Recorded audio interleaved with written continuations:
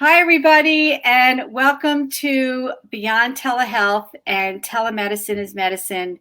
And I'm your host today, Dr. Lisa Finkelstein. It's been a little bit, and we have a special guest today, Dr. Chevon Rariy, and she is going to bring us forward a year and a half and talk about what's been happening over the last, I'm not going to use the term post-pandemic because we are still fully in COVID central. So Chevon, let's introduce yourself. Tell us your new title, where you practice, what's your specialty, and then explain what your new titles mean. Of course. So thank you. Thank you, Lisa, so much for having me. I'm excited to be on and to share my experience in telehealth. As Lisa suggested, I'm Dr. Rariy. I'm an endocrinologist by training, and I work at Cancer Treatment Centers of America. I'm based out of our Chicago office. Um, I focus on endocrine oncology, and I oversee and lead our virtual health program. So I'm been recently appointed the chair of our virtual health department and the vice president of clinical products and innovation. So it's an exciting time, I think, for us all to really. Those of us who've been in this space for a while, it's the silver lining, if you will, of the pandemic, and really has allowed us to redefine and transform healthcare um, from my standpoint for the better. So it's created these opportunities. Why did you get involved in telehealth in the first place? And that led you to these positions. Who would have thought that somebody who was board certified in internal medicine and endocrinology would end up being the head of a telehealth department and innovations? It's sort of, I can't believe it myself. So what Yes. made you get into telehealth? So it is, I think, a very exciting story. What made me get into telehealth was, I'll take a step back actually, and what brought me to the concept in general. So I have to say that I grew up poor. I grew up in a very poor household. My parents divorced very early, and it was my mom and three kids, and she had to provide for us and take care of us. And so you can imagine we had a number of problems that we faced, and we didn't have the means, the monetary means to buy solutions.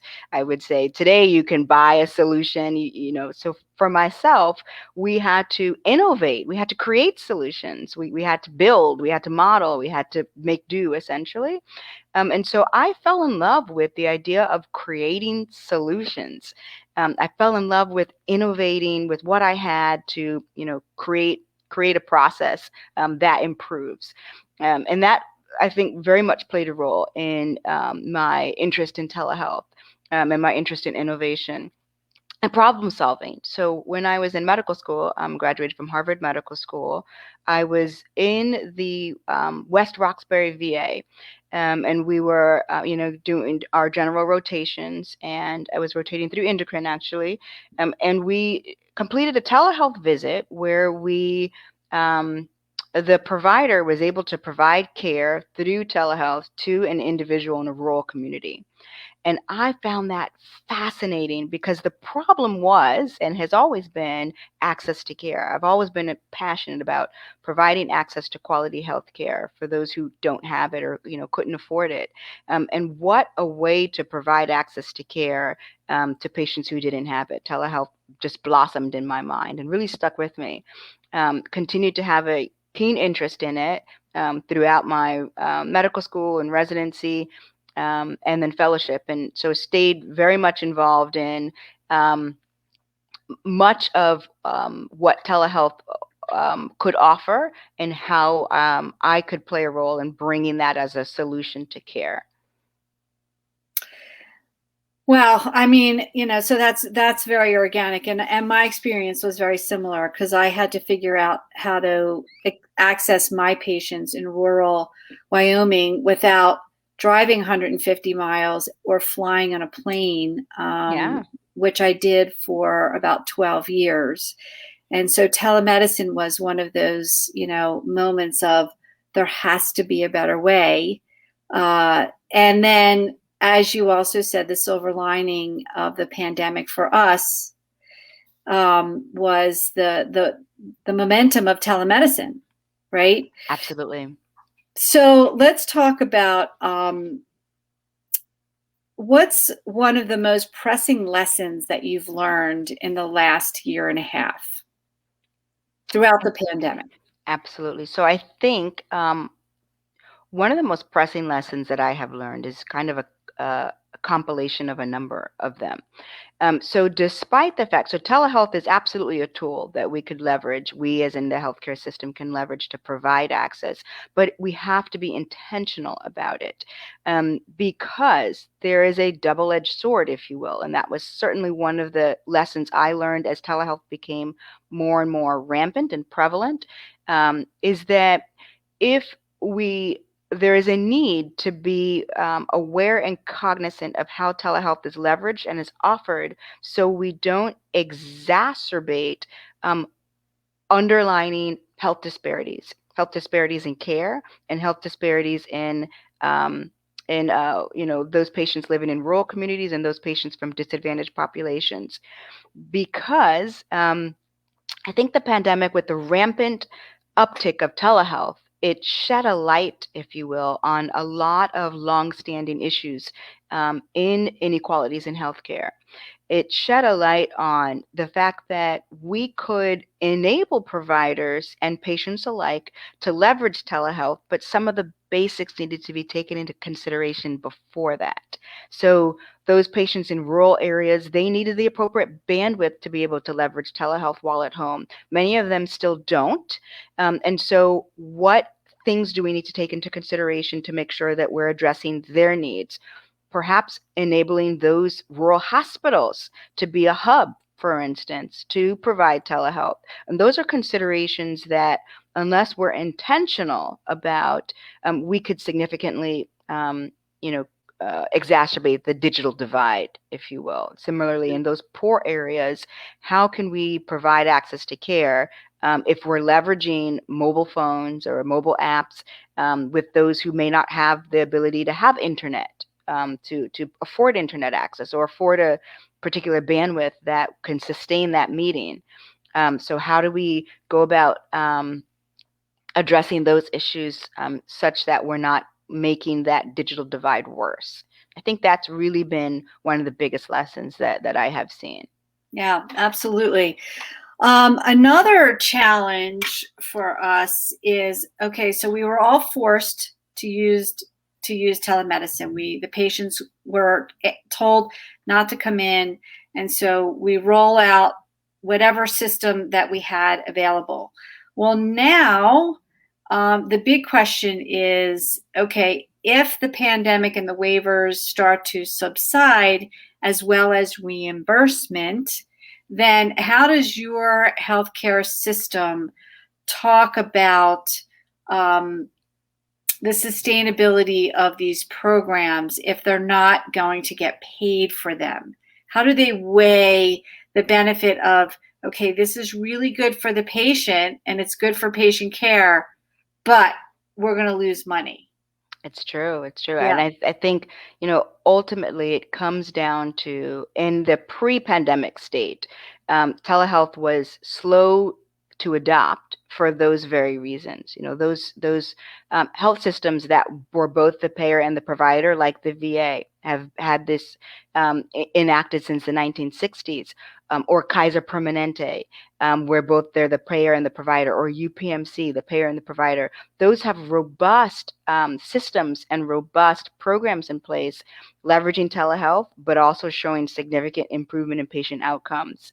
And so we've had the opportunity, as the general society, to experience some of those improvements in patient outcomes or improvements in care, because of all of those waivers, like 181 waivers, or something that have been put in place.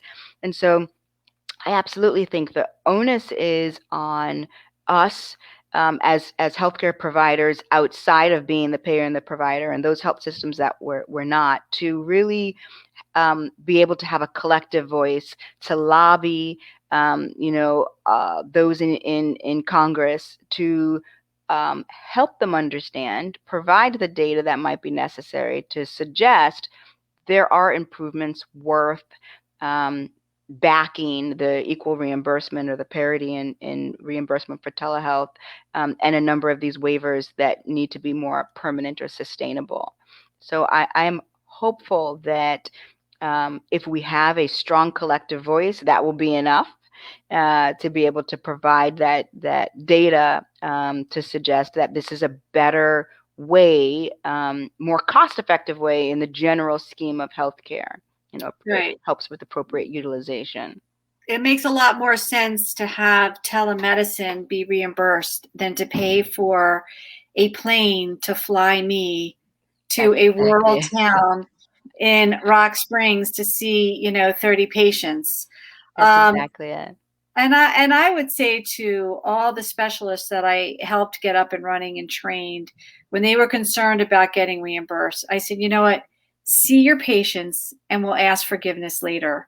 Like get It's started true. in doing it. And then the pandemic happened. The other thing that I would do is I would ask patients to get involved, send letters, and I have a Yes, letter that I would say, okay, here's the letter. Send this to Blue Cross Blue Shield and tell them your story. Call your congressman, your absolutely. congressperson. So Liz Cheney is our congresswoman, and she is co-sponsoring a telehealth bill for Congress. I don't remember the name of it, but I just sent her a letter a couple days ago thanking her for doing this. She is a believer in telehealth, so it's a bipartisan Hmm. positive.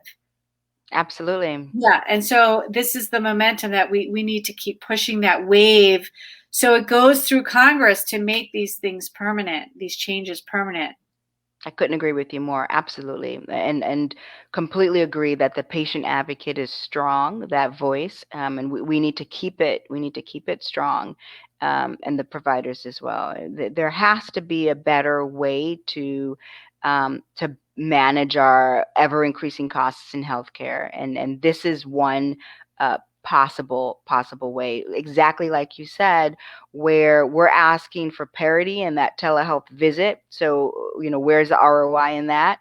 But it saves a significant amount downstream. If a patient is seeing an urgent care visit, instead of having to go to the emergency room and get, the multiple scans that they may or may not need, that's significant savings there. So there are absolute ways, I think, that we could look at a positive ROI.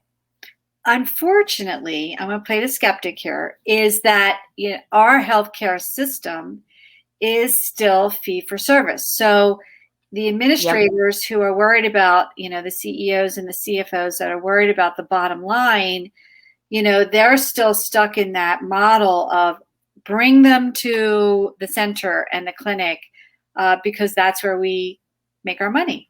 And as long as that paradigm is front and center, and they're not forced to think about cost savings, but they're only thinking about how much money can we make. So, I say to them, your strategy is very different than the telemedicine champions. We say, bring healthcare to the patient, not the Exactly. patient to, the hospital. And it's Yes. hard to, It is. to It turn is. them around. It is. I would say in oncology in particular, right? We have said there's a time and a place for what we call a hybrid model. There's a time and a place for patients to come on site, and there's equal opportunity for follow up. Patients to be followed in the home, and that provides that continuous care, that wraparound care that really improves patient outcomes, improves patient satisfaction. So absolutely agree. We have a long road ahead of us, Right. um, but you know the possibilities are there. The possibilities are definitely, it's just a very, very exciting time. What are some of the projects that you're working on over the next year, let's say? Yeah. So I would say one of the joys, this is definitely a exciting field for myself to be in, to to grow, to create, to go back to what I had mentioned in the beginning, to innovate. So one of the programs that we are continuing to roll out very strongly in a pre-COVID state, we started it, is our rural health initiative, our rural health program. So we are partnering with rural community hospitals, rural health systems, and providing access to cancer care. So it's more than just we're providing that telehealth visit. We're really looking at that hybrid model. So we are providing the specialist, and we're working directly with an identified provider in the community. And we work in a triad model. So we see the patient in their facility, and at a particular interval, they come up and we get their scans, we get their staging, etc. We help with infusions that need to happen. So we're really collaborating with our rural health partners to make sure that patients, when they need to travel, they do, but they don't have to travel for every visit, and they can head to our rural health site as well. That's been fun. Another program that we've worked on is providing chemotherapy in the home. So for those who are eligible, clinical wise, their home environment wise, and for those who have, the appropriate medications with low side effect, to make sure that we ensure their safety, they're eligible to receive chemotherapy in the home with remote patient monitoring and telehealth oversight. And so we included that telehealth oversight and remote patient monitoring to really improve that safety profile. And that's been exciting as well. And then lastly, we're in the process of rolling out a larger remote patient monitoring program and care management. So there's a lot that there's a lot that we're doing.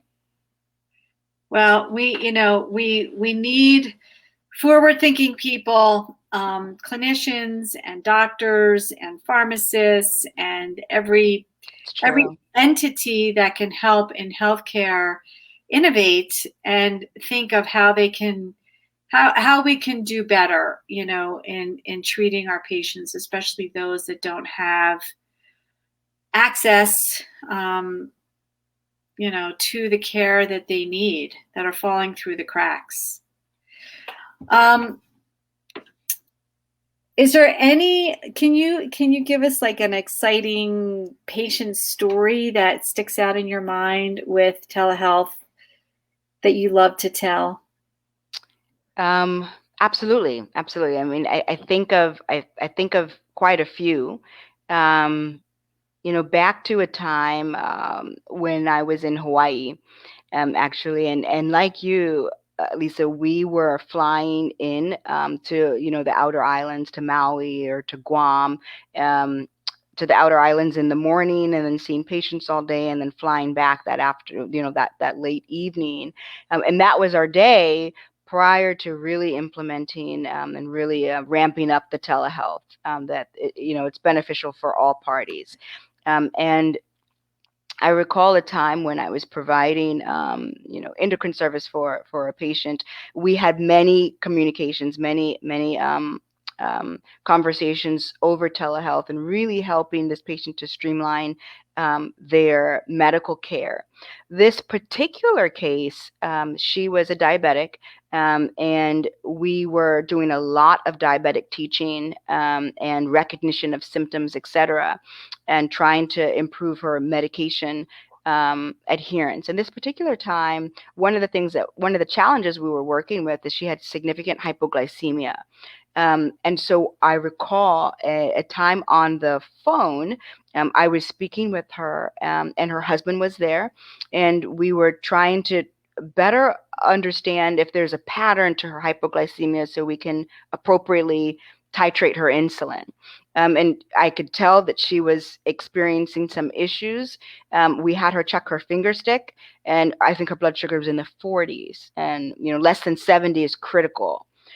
So at that time, her husband was just on that other call. I recognized the symptoms, and that she was going down. So we certainly had an intervention. I ended up calling 911, directing them to the across the island, which is not your typical, but directed them across the island, and the husband was there, and we were able to get an emergency glucagon shot while I was there on the phone, helping them to deploy that. So that was a significant case that I recall, just being able to provide that additional care, unexpected, that emergency care, if you will, for that patient. And I know there are some novel programs out there that are actually looking to leverage that visual aid or telemedicine visit for EMTs. So Right. it just provides an example of the benefit from that regard. That can provide. So Yeah. that's one of the things that stands out in my mind. Do you incorporate with your platform? What platform does your health system use? So we were on a different platform in the pre-pandemic state. Post-pandemic, we moved into MS Teams. It was just something that we were on already, and it provided an opportunity to quickly um, uh, onboard many physicians and many patients. Without it wasn't too clunky, if you will. Is that embedded in the EHR or is that separate? Ours is separate. Ours is Yes. separate at this point. And I know there are a number of initiatives, especially with Epic, to embed it directly into the EHR with, which is amazing. As long as you decrease the friction of the provider and the patient, you're improving the experience. Yeah, I think, one of the things that we talked about also earlier today with our panel was physicians who have been hesitant, or let's just say resistant to Yeah, utilizing telemedicine because we're so traditionally trained that in their mind they're thinking, okay, well, this is just going to be temporary and then it's going to go away and then we can go back to our old habits. And, it's great to have the administrators and the teams behind the scenes saying all these fancy, fancy things. And I say to them, but guys, really the physicians just want this all to be easy, right? Because it's that's like exactly it. one more thing on their plate, they're not going to want to do it. Exactly. So, if it can be just a click from the medical records and that, it's easy for the patient and it's easy for the doctor. So, the speed that happened with the pandemic, I think everything's just going to start slowing down, and Yeah. um, but my saying is we cannot go back. I totally agree. I totally Yeah. agree. And part of that, to your point, is making sure that programs that have been stood up or implemented have processes that they put in place to make it sustainable. Right. Constant process improvement, constant kind of, re-engaging the provider, re-engaging the patient. Otherwise, it becomes just yet another clunky tool that they can't quite, overcome. Right. It'll become another barrier, and another Exactly. reason why that. Yeah. So lots of exciting things moving forward. We're just in the middle of it. Um, we're gonna leave it there. If is there anything else you wanted to add? No, I know. I think this has been extremely enjoyable, and thank you so much for having me. Well, thank you for joining. It's been wonderful, and we're going to sign off. So see you later. Okay, Bye, Chevon. bye now.